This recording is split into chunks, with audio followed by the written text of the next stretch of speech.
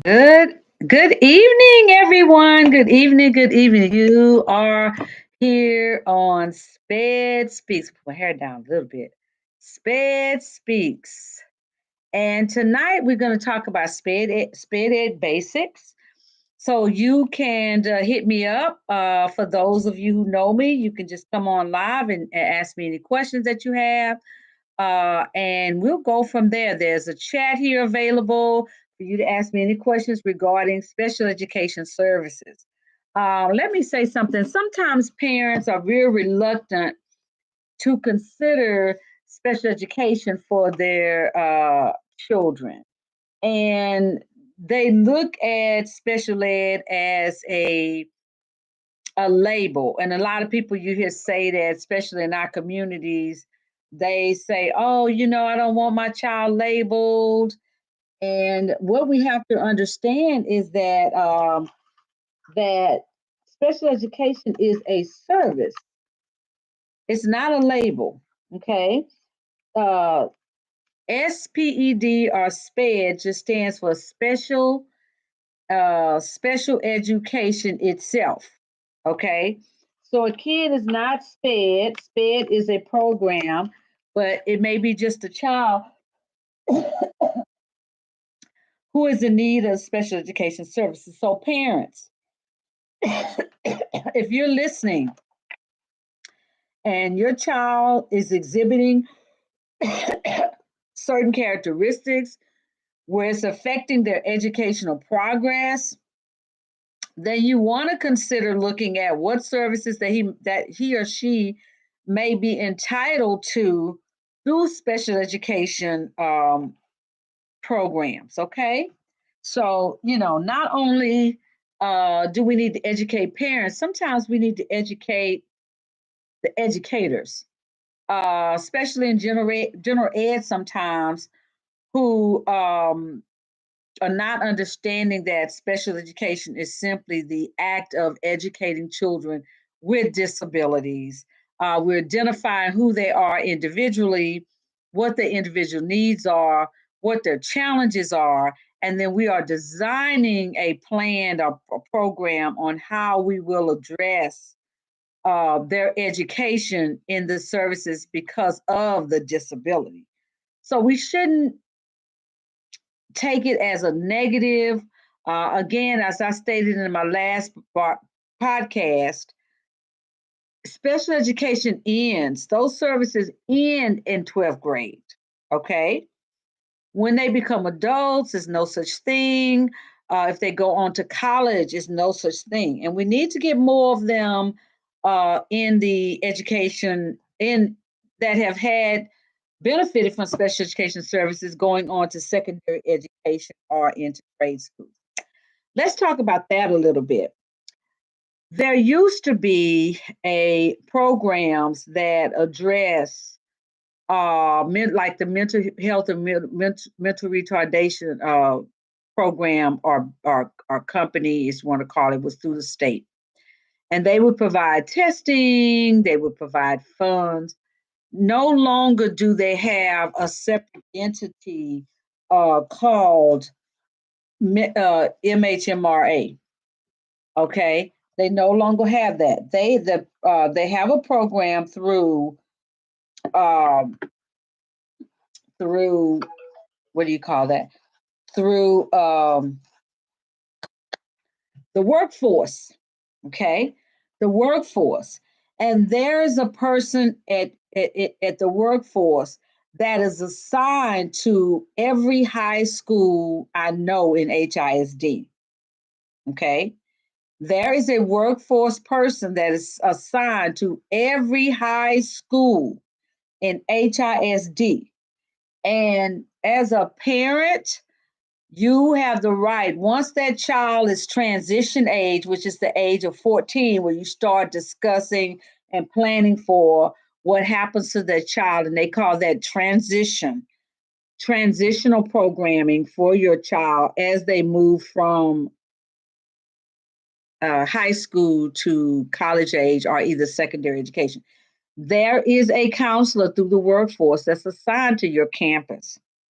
At that point, that child should be in contact. You as a parent should be in contact. Your child should be in contact and know who that is. That person should be attending your annual ARD meetings, ARD standing for admission, referral, dismissal, which they've changed that name in the new law. It's actually the IEP meetings, which is the individual educational plan for your child. Okay. And so, with that said, that plan should include, when you meet, should include the that counselor for your transition. I know that there is a number that can be reached that should be included in your forms and your documentation that you receive, parents. But if you do not have that information, contact your campus, your special education chair person, and identify with them who your liaison is with the workforce. What is the benefit of having that counselor and that support person? That support person will help you, especially if your child is going on to secondary education. There's monies available to help your child move forward in their education. And oftentimes, these counselors do not meet their quotas for students in high school in services that allow them to transition. Okay. With that said, when they don't meet their quotas, that means that those funds are out there. And then your child at that point would have to compete with other adults for those same funds. So we want to make sure that your child is on the radar for that. They know who that counselor is through the workforce, who will work with them, that transitional counselor. The workforce handles that program. They assign those counselors to those campuses, okay? Great thing that you start doing that right now. As soon as your child turns 14, identify who that transitional counselor is and go from there, okay? All right. If you have any questions, please just come on and send in those questions. We have the chat available here where you can just chat and I'll be able to respond. I'm going to get a few parents on the line this evening. Going to make a call. See if Miss Norma wants to share with us some things that she went through that we had been working on. So give me a few minutes. Let me see if she's available now.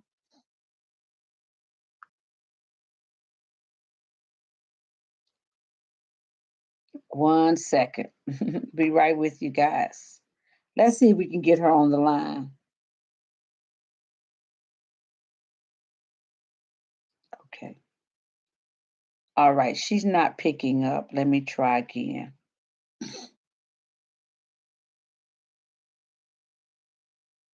Let me try one more time. Didn't know if she was be busy. I can share with you a little bit of her story. Okay, little bit of her story. Okay, so what we've been working on with Miss Norma is that um, she was assigned an outside agency. Sometimes students with disabilities also are in need of related services. And related services are services that are provided through either occupational therapists, physical therapists, sometimes speech. Speech is a related service, music therapy, art therapy. Those are those services that are provided to a child, that they're orthopedic therapy, those therapies that are needed with specialized certified personnel. Sometimes they will come into the educational setting, and then there are times when they'll come home at your home. When they come to the home, oftentimes that's through, of course, Medicaid, and it's also funded by the recommendation of the medical. Okay, so you have medical associated related service personnel, and then sometimes you have the educational part of it. When they are assigned by the medical and they're coming to the home, that's a outside agency that the medical and Medicaid are taking care of. Okay, it's not through the educational system. Well, what was happening with this one particular child was that the the persons that were providing the related services, they would oftentimes they would be the medical would say, okay, he is to receive so many hours, so many days, so many months. But what she was experiencing is that the related service personnel were coming like once that doctor signed it for that period of time, for that 6 months, they would come maybe twice and then she wouldn't see him anymore. And she didn't understand. She really didn't know what was going on. And so when it happened again, like the following year, she really recognized that something, this is a pattern of behavior. So when she checked into it, she thought maybe he had lost those services. But in actuality, he had not lost the service. Once it's assigned and it's paid for, and they were paying the company. Okay. So she's in the process of working with trying to get the compensatory, that time back that her grandson did not receive. So the moral of the story that I'm sharing this story with you is that parents, when you're receiving related services through the medical and they're being offered at home, you must stay on top of that, ask good questions, check with Medicaid if there's billing going on, and make sure you say something to the doctor. Don't allow it to go on and you don't say anything to the doctors and your child has not been receiving the services. You need to make sure that you keep a folder or a binder with all of the services there to receive, check them off when you're to get progress reports, when there's to be additional testing. Already put those dates down in your folder and keep a very detailed uh, uh, notebook about services for your child. That would be the first thing I would advise any parent to do. Anytime you do not understand something, reach out to your campus, reach out to your doctor, reach out to any of the people you know to help and assist you to unexplain. That is your right. Make sure you understand and read your parents' right booklet. That's now they've reduced to not giving them every time you have a meeting, but they're going to give it to you at least once a year. And with that said, it's important that you read the documents. If you don't understand it, don't it's not clear to you, there's a number that lets you know who you can call. And each number is going to be different per campus, per individual, but you should be able to call that individual to answer any questions you may have. I'm going to be posting the name of an organization that is free to parents. It's called the ARC. The ARC, let's see if that's still, let me see. The ARC was the dissemination center, which is funded by the federal and the state government in order to ensure that parents with children with disabilities have free information and support. Let me get you that information. The Arc of Houston was the name of it. Let me see. I haven't in Arc of Greater Houston. Here we go. The Arc of Greater Houston, the phone number is 713-957-1600. That again, that's 713-957-1600. They open at 8:30 a.m. on Tuesdays through to 5 o'clock to Fridays. They're closed on Saturdays and Sundays. And the Arc of Greater Houston, they provide support to families and children who have medical, I mean, I'm sorry, not medical, but special education or have disabilities. They do have a camp coming up called Camp of Champions, which is going to be coming up real soon for the summer. So you may want to look into that. Uh, Again, that number is 713-957-1600. You can call them. It's free services to you. These are some of the resources that they offer. They offer referral and network of information, assistance to families seeking services, as well as disability related information to the general public. So you're not alone. You can call the ARC of Greater Houston. Again, they're funded by the state and federal government to disseminate information to you. They have a resource guide for special education needs. And this is a local and state national resource guide created by the Houston chapter of the ARC. Families and professionals will find a wide range of links of information about specific disabilities, health and human services, respite programs, employment opportunities, advocacy organization, and many other reference needs. Okay. So you could just click on, go to their website, the Arc of Greater Houston. I will be typing that into the my chat and on this page, Sped Speaks, and there's a resource guide available to you. Okay.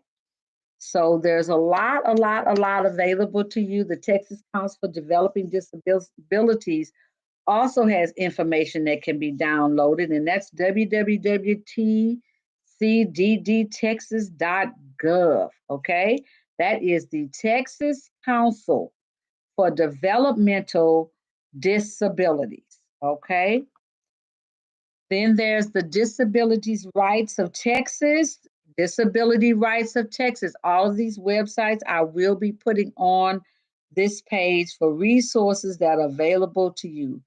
If you need information regarding the Texas Medicaid waiver program interest list, make sure you identify that through HTTP Medicaid aid waiver. Okay. And I'll also be putting some the community living assistance if you need it, the home and community based services available for your Medicaid hotline. And all of this information will be on Sped Speaks to support you and helping you locate resources and information that may be um, specific to your child's needs. Well, guys, it's going on 8:30, and we always want to keep our talks to a minimum. I don't want to talk for hours and hours and hours. I hope that tonight that you gain some important information that will support you and your child. Again, we will be here every night for Sped Speaks, our 30-minute talk. And please make sure you can send me some awesome um some awesome sorry awesome questions, okay, to help me be prepared so that I know what your needs are and I can make sure that I talk about those subjects on our Sped Speaks. Okay, I'll see you again soon on next Monday at 8 o'clock, and we'll get a chance to talk. Again, make sure you shoot me some questions. My name is Donna Shanklin. And thank you for joining Sped Speaks podcast. See you next time.